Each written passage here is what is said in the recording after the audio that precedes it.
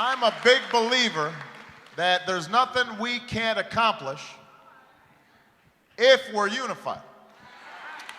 But the problem is that we spend all our time talking about our divisions instead of what brings us together.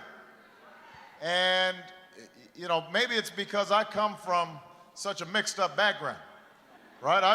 I've said this before, when you get my family together, I mean, you've got people who look like Margaret Thatcher. You've got people who look like Bernie Mac. You've got, you know, my sister, she looks like Selma Hayek. I don't know if you've seen her. She looks Latin.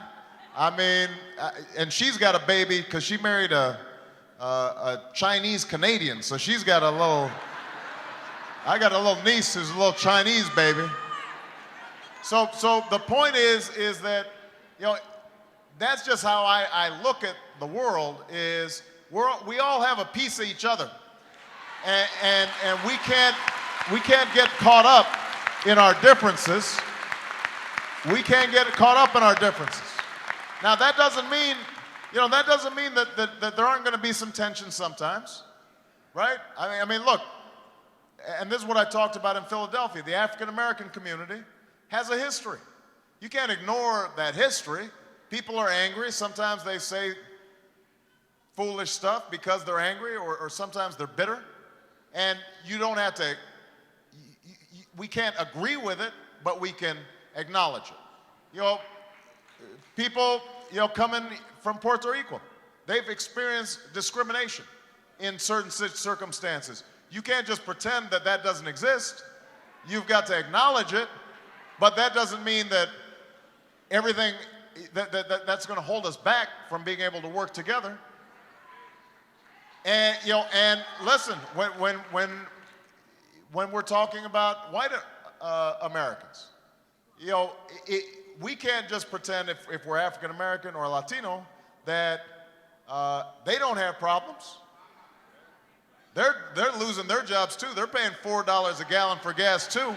They're, you know, so sometimes minority groups, you know, forget that. Well, look, everybody's having a tough time. Everybody's in this together. That's the kind of attitude that we've got to have in solving problems. That, you know, each person and each group may have its own particular issues, but most of the big issues, educating our kids, having a job that pays a living wage, making sure that we all have health care that we can afford, making sure our kids go to college, those are issues. You know, making sure that all our veterans are cared for when they come home, because when they're getting shot at in Iraq and Afghanistan, those bullets aren't saying, oh, that's the black bullet, this is the white bullet. That's the kind of attitude that we have to have if we're going to move this country forward.